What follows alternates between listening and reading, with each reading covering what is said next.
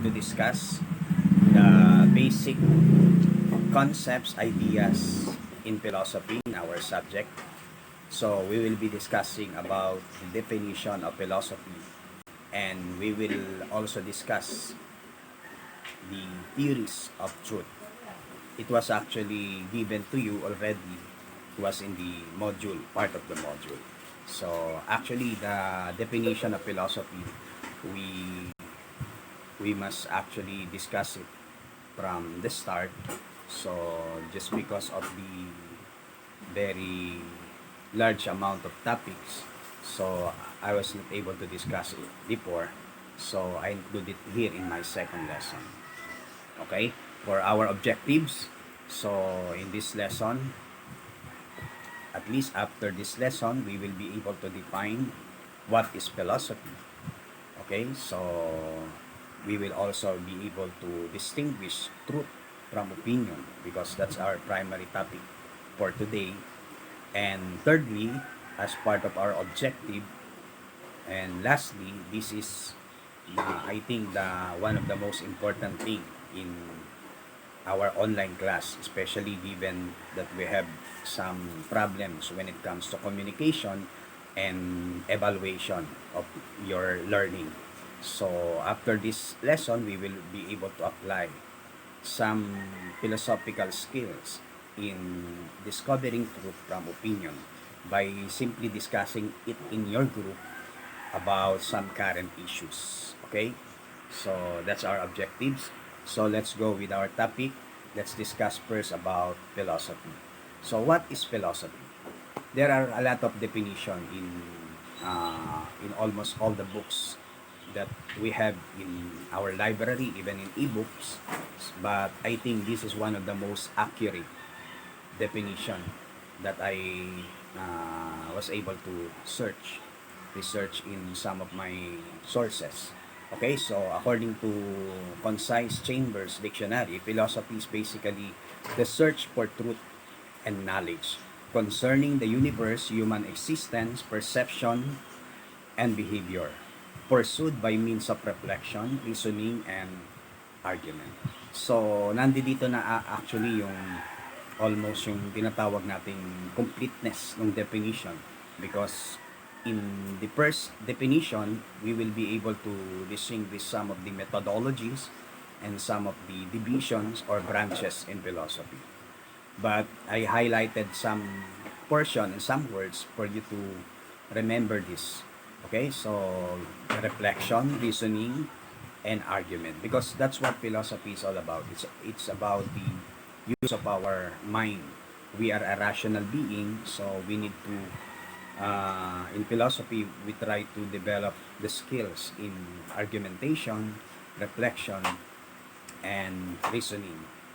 Okay, so number two, we have this definition from Concise Chambers Dictionary: any particular system or set of beliefs established as a result of this. So they are all connected.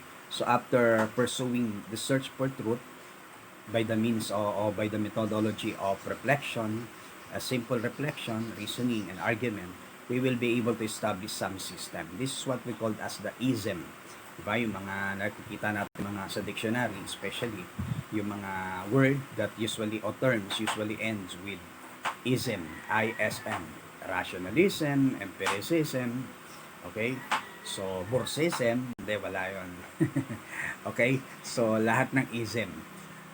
Because lahat ng yon na-create natin out of the reflection and reasoning. So, halos na-establish na sa atin lahat ng ism na yan. Sabi ko nga, dun sa ating first discussion, na-establish na ng mga Asian philosophers natin. What we are actually doing today is it's more of enhancement, it's more of siguro some refinement, we just simply refine, etc. Okay? Pero lahat ng mga ideas, thoughts, was actually were already established by the Asian philosophers, especially the SPA. So what we mean by that acronym? So Socrates, Plato, and Aristotle. Okay? So, and after number two, we also have the number three definition, a set of principles that serves as basis for making judgment. So philosophy is not simply more of a theoretical system wherein we just try to reflect, we just try to reason out and to argue.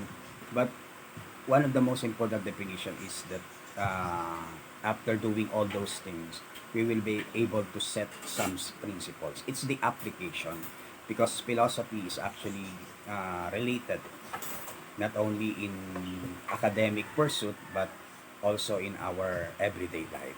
So I think that's the emphasis given to us by Socrates. Diba? Yung inyong activity, don't make it too much academics. You try to compose or construct some questions which really applicable or which are really applicable in our everyday life. Okay, so that's all. That's the definition, the basic, and I think, in my own opinion, the most accurate definition of philosophy. Okay, so let's go with this discussion also about philosophy as the queen. The other book called it as mother. Okay, philosophy as the mother of all knowledge. So, but some, only few sources called it as the queen of all knowledge. Why? I have three reasons why philosophy is very important when it comes to pursuit of knowledge. Okay? So, aside from our definition, let's see some of the most important characteristic of this subject, especially of philosophy. Although our subject is more of concentrating on the nature of man, philosophy of the when it comes to the nature of man. Okay, so that's why it's called Introduction to Philosophy of the Human Nature. Okay, so let's see why it is called the Queen of all knowledge. Number one, let us remember that philosophy is more of an activity rather than simply a thought or an idea, because it is a continuous activity of thinking, searching, argumenting, and all different kinds of activity that actually our mind can do or can achieve from in our everyday life. So it is more of an activity. Sabi nga, we are all a rational being, meaning we are able or we have the ability to what? To think, to argue. Okay? So, like basketball, when we say, what is basketball? So, we can describe basketball by simply saying how many players, what's the rule of the game. Pero the best way to define is not simply to discuss, but simply to do it. Okay?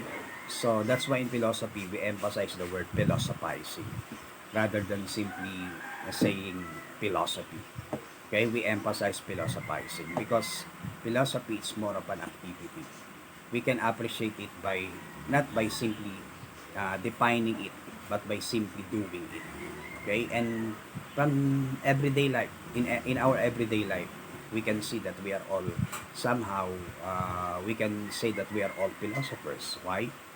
At least in its most basic meaning, we are all philosophers because from time to time we are able to argue, to reflect. Okay? So yung simpleng pangatwiran sa magulang, although negative to, of course, ay that's already philosophizing because you are giving your reasons. Bakit ka na late? Bakit ganito? Diba? That's already philosophizing. You are giving some arguments why you do some and why you sabi nga magaling tumakas, di ba? So that's already philosophizing. But of course in a negative way. So pero wag natin gawin yun. Okay? So number two, it is more than a content but a process based. Okay? So philosophy as queen or mother of all knowledge because it is more than a content but a process. In philosophy, it's not what you think, but it's how you think. Okay, that's what is really important because it's a process. So sabi nga nila, hindi ito nakakulong sa isang content lang.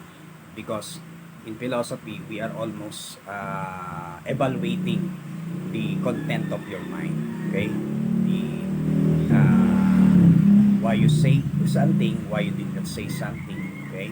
So sabi nga, simple way of evaluating siguro yung sinasabi natin na uh, minsan yung pagiging negative, di ba? Yung negativity. So that's already a kind of thinking. So but in philosophy, there are different ways of thinking, whether you are a rational, what is important is what you think more than what you see. You are an empirical person. So yung mga tinatawag nating ism. That's why philosophy is called the queen or the mother of all knowledge. And thirdly, I think this is the most important part. Philosophy as queen of knowledge, it is an umbrella that covers, it's like an umbrella that covers all branches of knowledge. So before, wala pang sociology, wala pang psychology. Actually, lahat ng yan nangyari lang during the Enlightenment period, ba? Sa 17th and 16th century. Pero before, at least formally, pero before, walang mga branches of knowledge. Ang mga philosopher, they were called generalists, not specialists. Why? What's the difference between a generalist and a specialist? A generalist is someone who knows something about everything. So mga philosopher noon, generalist because may alam sila about astronomy, may alam sila about cosmology, different ology, no? Different branches of knowledge. At least may alam silang konti sa lahat ng mga raming mga branches of knowledge. Because noon, wala pang mga specialization na tinatawag. That's why they were called as generalists. Okay? Pag tinanong mo sila sa mga different subjects, alam nila yung lahat ng mga bagay yun. Although hindi ganun kalalim, but at least may idea sila about some particular branch of knowledge. Unlike yung mga specialists na later on lang na-invent, pag ang doktor tinanong mo sa isang area of knowledge o branch of knowledge, minsan wala siyang kaalam-alam, no? So specialist lang siya kasi nag-focus lang din siya doon. So ang philosophy, when we say philosophy, it's like an umbrella that covers all branches of knowledge. In fact, lahat ng knowledge nagsimula sa philosophy. Okay? And any branches of knowledge na meron tayo ngayon usually includes some process of thinking. So we have philosophy of sports, the philosophy of language, philosophy of etc. Okay? Because they were all using some what we call as process of thinking and analyzing the content and also the ways or the process of creating some particular branch of knowledge. Okay? So that's philosophy as queen of